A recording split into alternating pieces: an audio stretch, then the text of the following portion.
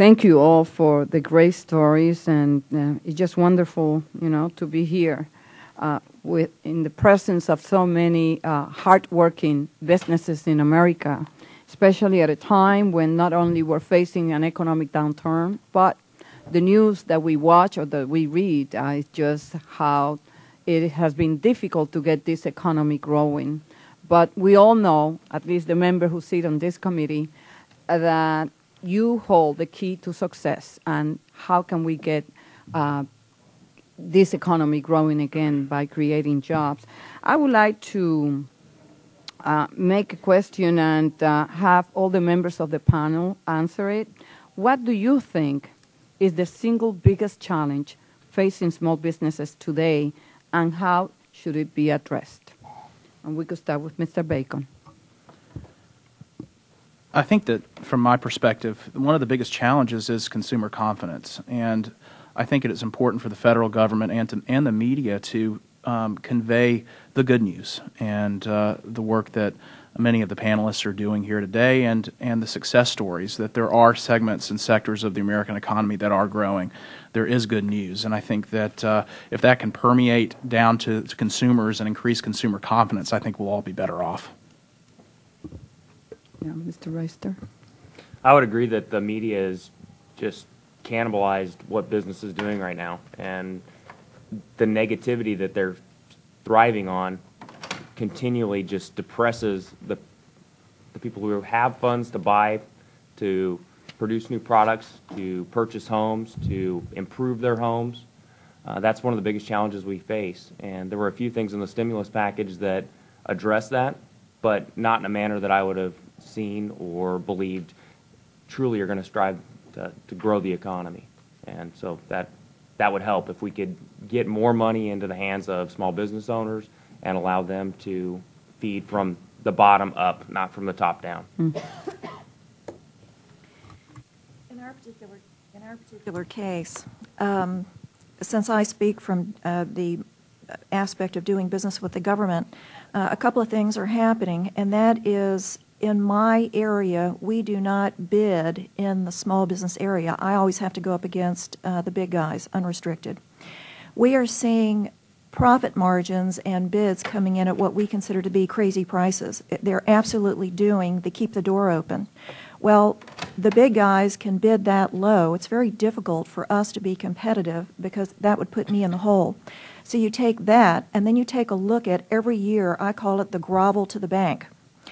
And that grovel means that I've got to stand there and justify my profitability or lack thereof of those contracts that we do bring in, because the bank, and I apologize if there's any bankers in the room, no offense, but they will look for any reason not to have you hold on to that line of credit, or heaven forbid you are in the best and worst case scenario. I want a big contract, worst case scenario, lower profits, need to expand the line of credit, they don't want to do it. So to me, right now, that's a big challenge. Thank you. Mr. Merman. I'd like to see a little bit more of a longer-term focus. Right now, you have cities around the world that are focusing on their bid for the 2016 Olympics. Cities like Chicago, Madrid, and in fact, in Chicago, they're working on a technology right now that, as they expect millions of people to come to Chicago for the Olympics, they're looking to harness the energy created by people walking on floors.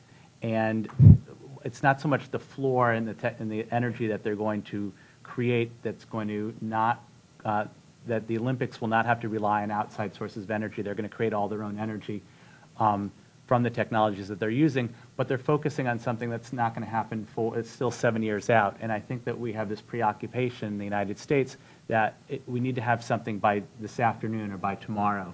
And when I was abroad, there are lots of cycles, ups and downs, and there are going to be many more, but the focus is a much longer-term perspective, and I'd like to see us embrace that here.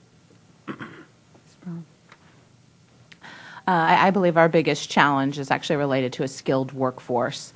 We hear this again and again, but particularly for us, we're looking for welders, fitters, drillers, machinists. We have a very aging workforce. We're a union shop.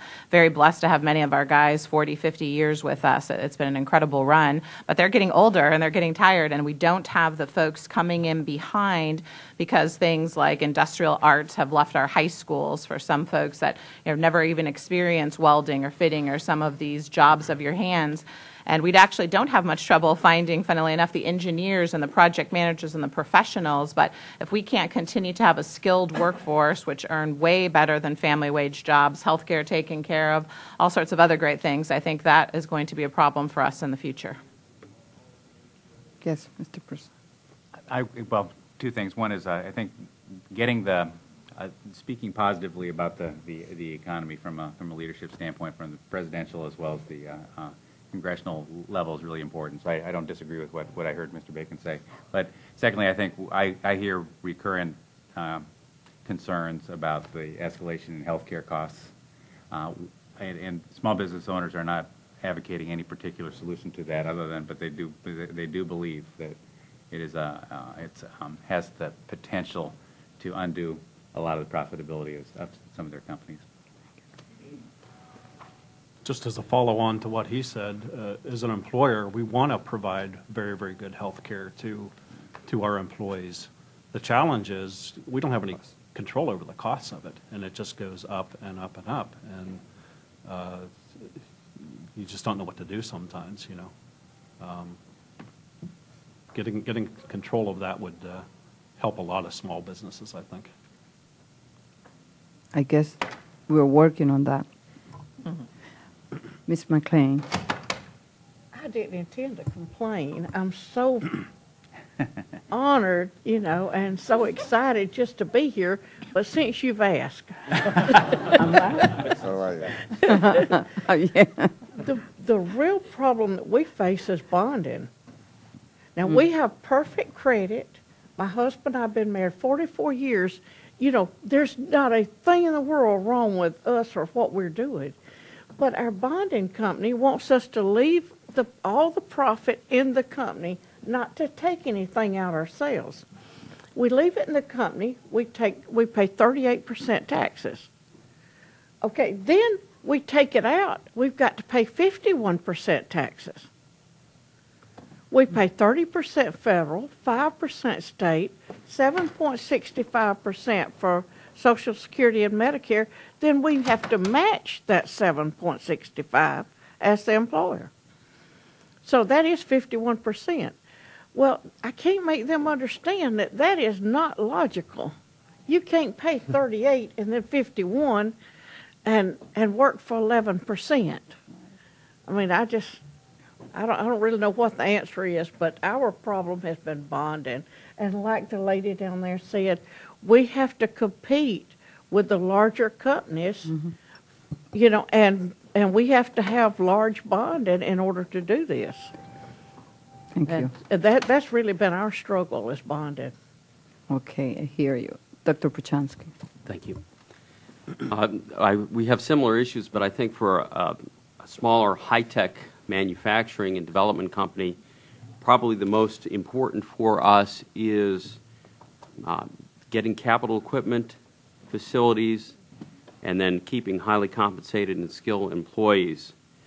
And we do that, especially in a small, growing S corporation. The funds that you have available to do that are the same funds that are being taxed. And most of your expenses against that are either deferred or they can't be taken because you're putting it into inventory. So I would say protecting the pool of cash that's available for a small company to grow, especially growing small S corporations are going to pay very high tax rates without actually taking money out of the business. So if that structure can change so that, yes, if the owners take money out of the business, that should be taxed, but you want to be able to protect the pool that helps small companies grow. Thank you. Thank you. Mr. Lucas Meyer.